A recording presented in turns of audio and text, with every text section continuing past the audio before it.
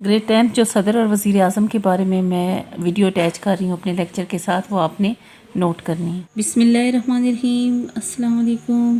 Grade 10 chapter 1 तारीख़ पाकिस्तान हिस्सा 2 का टॉपिक परवेज़ मुशर्रफ और शौकत अजीज़ के दौर में इस्लाहात पढ़ेंगे। 10वें सदर के बारे में बताते हैं कि जिनका नाम जनरल परवेज़ मुशर्रफ था और वो 1943 में पैदा हुए और अभी तक हयात हैं। जनरल परवेज़ मुशर्रफ 20 जून 2001 से लेकर 18 अगस्त 2008 तक पाकिस्तान के सदर रहे और उनकी सदारत की मुद्दत 7 साल 1 महीने और 29 दिनों पर मुहित थी। वाज़ेह है कि general Pervez Musharraf democratic elected नहीं थे, बल्कि वो एक फ़ौजी आमिर थे। लोगों को पाकिस्तान के 17वें वज़ीर आज़म शौकत अजीज़ के बारे में बताते हैं कि जिनका ताल्लुक़ पाकिस्तान मुस्लिम लीग कायद आज़म के साथ था और उन्होंने 20 अगस्त 2004 से लेकर 16 नवंबर 2007 तक पाकिस्तान के वज़ीर आज़म के तौर पर अपनी खिदमत सर अंजाम दी और उनकी वज़ारत उज़्मा की मुद्दत 3 साल 2 महीने और 27 दिनों पर मुहित थी। सदर ममलिकत जनरल परवेज़ मुशर्रफ ने जब रेफरेंडम कराया तो फिर उन्होंने क्या किया था कि अपना जो फ़ौजी ओहदा था वो छोड़ दिया था और फिर सिर्फ वो सदर रह गए थे पाकिस्तान के। ने वज़ीर आज़म शौकत अजीज़ के साथ मिलकर मुल्क में चंद इस्लाहात नाफिज की जो दर्ज झैल हैं। आइए देखते हैं। परवेज़ मुशर्रफ और शौकत अजीज़ के दौर में इस्लाहात, आइए देखते हैं। माशी इस्लाहात, माशरती इस्लाहात, तालीमी इस्लाहात और कंप्यूटराइज्ड शनाख्ती कार्ड। माशी इस्लाहात में हम देखते हैं जनरल सेल्स टैक्स का निफाज अमल में लाया गया। अगर आप कोई भी चीज़ आप इस्तेमाल के लिए लाते हैं, घर में साबुन है, शैम्पू है, तो उसके ऊपर भी जनरल सेल्स टैक्स का टैग लगा हुआ होता है। तो इसका निफाज अमल में लाया गया। इसको बाकायदा तौर पर हर चीज़ के ऊपर राइज किया गया। टैक्स की शरह को कम करके इसकी बुनियाद वसी कर दी गई। टैक्स की शरह को कम किया गया और साथ ही इसकी बुनियाद वसी कर दी गई। देखते हैं आगे। बिल वास्ता टैक्सों की जगह बिला वास्ता टैक्सों का निज़ाम राइज किया गया ताकि बोझ गरीब आवाम पर ना पड़े। बिल वास्ता टैक्सों किसी दरमियान में कोई वास्ता जब आ जाता है, कोई ज़रिया आ जाता है, और बिला वास्ता डायरेक्ट जो है किसके ऊपर, जो ऑनर्स थे, मिल्स के ऑनर्स थे, उनके ऊपर जो है टैक्स लगाए गए ताकि गरीब आवाम पर बोझ ना पड़े और मालदार लोग बराह रास्त टैक्स अदा करें। सूबों की आमदनी बढ़ाने के लिए सूबाई टैक्सों का निज़ाम वाज़े किया गया कि सूबे जो हैं अपनी आमदनी बढ़ाने के लिए सूबे में टैक्स लगा सकते हैं, राइज कर सकते हैं। ज़रई आमदनी पर टैक्स वसूली का इख्तियार सूबों को दिया गया। जो ज़रई आमदनी है उस पर भी सूबों को इख्तियार दिया गया कि आप टैक्स आयद कर सकते हैं, राइज कर सकते हैं। टैक्स मोहतसिब का क़याम अमल में लाया गया। अब देखें, टैक्स तो थे लेकिन क्या किया गया कि टैक्स मोहतसिब का क्या मतलब होता है? एहतसाब करने वाला, जांच पड़ताल रखने वाला। तो टैक्स ऐसे नहीं राइज किए गए या कहा गया कि हाँ भाई सूबों और ज़रिए आमदनी पर टैक्स लगा दो, बल्कि उसके साथ ही टैक्स मोहतसिब का क़याम भी अमल में लाया गया। ये एक इदारा है और वहाँ पे बाकायदा जांच पड़ताल की जाती है कि कौन टैक्स चोरी कर रहा है, कौन टैक्स दे रहा है, आया इन पे टैक्स बनता है कि नहीं बनता है। नेक्स्ट हेडिंग हम देखते हैं माशरती इस्लाहात। माशरे को सही सिमत पर डालने के लिए एतदाल पसंदी की पॉलिसी अपनाई गई। एतदाल पसंदी का मतलब होता है कि दरमियाना रास्ता। औरतों को ज़्यादा नुमाइंदगी का हक़ दिया गया। अकरबा परवरी और सिफारिश कल्चर को ख़त्म करने के लिए इक़दाम किए गए। औरतों को नुमाइंदगी का ज़्यादा हक़ दिया गया। आप देखिए असम्बलियों में भी, इसके अलावा जो बल्दियाती इंतखाबात थे वहाँ भी ख़वातीन के लिए मखसूस नशिस्तें थी।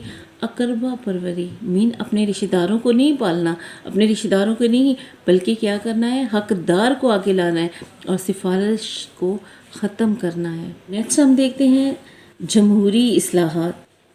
परवेज़ मुशर्रफ ने अपने दौर में जमहूरी इस्लाहात नाफिज की। इख्तियारात को निचली सतह पर मुंतकिल करने के लिए मुकामी हुकूमतों का नया तरीक़ाकार वज़े किया। कौमी तामीर नो ब्यूरो कायम किया ताकि जमहूरी इदारे मुस्तहकम हों। जमहूरी इदारों को मुस्तहकम करने के लिए, मजबूत करने के लिए कौमी तामीर नो ब्यूरो कायम किया गया। इसके साथ ही क्या किया कि जमहूरी इस्लाहात کی جمہوری اصلاحات میں آپ سب سے پہلے ہم دیکھتے ہیں کہ یہ جو ہمارے علاقے میں یونین کونسلز بنائی جاتی ہیں، یا جیسے یہ یونین کونسل شمالی ہے، یہ یونین کونسل جنوبی ہے، اور بلدیاتی جو انتخابات ہوتے ہیں یہ نائب ناظم ہے، یہ کونسلر ہیں، تو کیا کیا کہ اختیارات کو نچلی سطح پر مین علاقائی سطح پر بھی رائج کیا، واضح کیا۔ تعلیمی اصلاحات میں ہم دیکھتے ہیں کہ ملک میں اعلیٰ تعلیم کو عام کرنے کی غرض سے ہائر ایجوکیشن کمیشن HEC کا قیام عمل میں لایا گیا۔ HEC مین جو غریب بچے ہوتے ہیں، مستحق بچے ہوتے ہیں، ان کو اسکالرشپس دی جاتی ہیں۔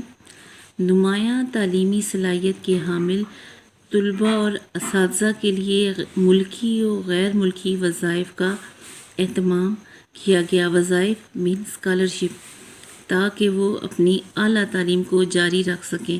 سرکاری تعلیمی اداروں میں کام کرنے والوں کی تنخواہ اور دوسری مراحت کو پرکشش بنایا گیا۔ مین ان کو سہولیات دی گئیں، کن کو؟ سرکاری ملازمین کو۔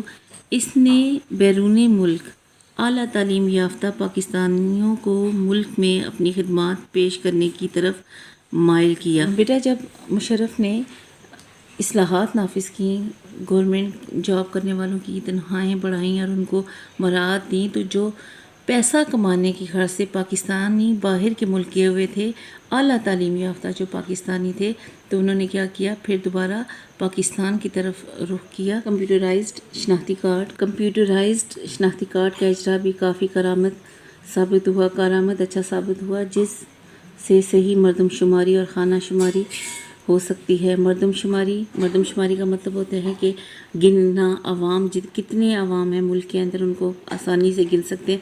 اور کمپیوٹرائز شناختی کارڈ سے پہلے عام سمپل شناختی کارڈ ہوتے تھے، لیکن کمپیوٹرائز شناختی کارڈ آنے کے بعد جتنا بھی کسی بھی بندے کا ڈیٹا ہے وہ کمپیوٹرز میں محفوظ کر دیا گیا، اور آسانی سے کسی کے بارے میں جب نیا شناختی کارڈ بنتا ہے تو معلومات حاصل کی جا سکتی ہیں۔ مشرف نے 2007 میں قومی اسمبلی سے اعتماد کا ووٹ حاصل کیا۔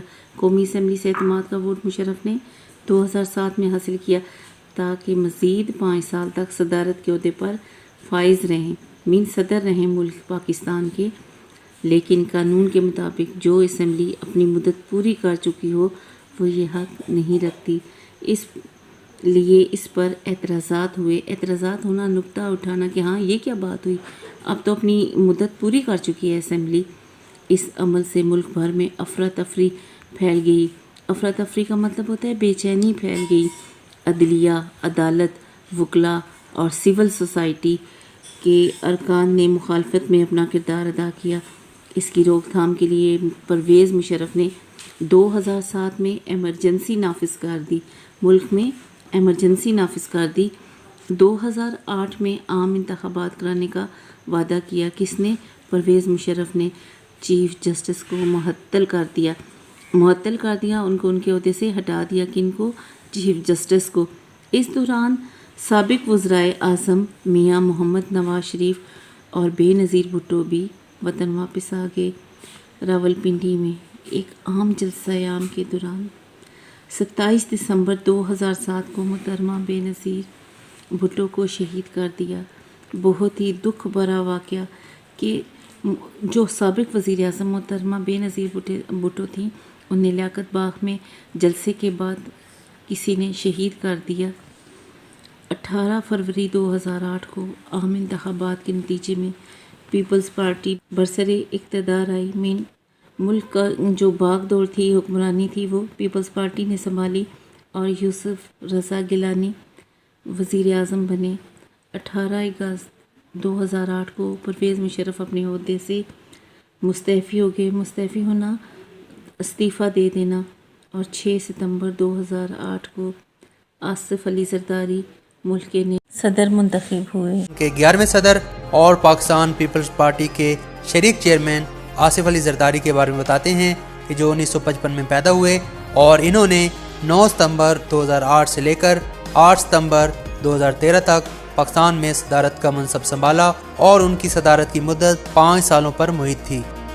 وہ پاکستان کے 18ویں وزیر اعظم سید یوسف رضا گیلانی کے بارے میں بتاتے ہیں کہ جن کا تعلق پاکستان پیپلز پارٹی کے ساتھ تھا اور انہوں نے 25 مارچ 2008 سے لے کر 19 جون 2012 تک پاکستان کے وزیر اعظم کے طور پر اپنی خدمات سر انجام دیں اور ان کی وزارت عظمیٰ کی مدت 4 سال 2 مہینے اور 25 دنوں پر محیط تھی۔ یہ 10th آج ہم نے پڑھا پرویز مشرف اور شوکت عزیز کے دور میں اصلاحات، تو آپ نے اسے یاد کر کے ان باکس میں سنانا بھی ہے اور لکھنا بھی ہے۔ انشاءاللہ کام چیک کیا جائے گا اور سننے کے بعد رسپانس بھی دیا جائے گا۔ اور آج آپ کو ایک بات بتاتی جاؤں کہ آج ہمارا فرسٹ چیپٹر کمپلیٹ ہو گیا الحمدللہ۔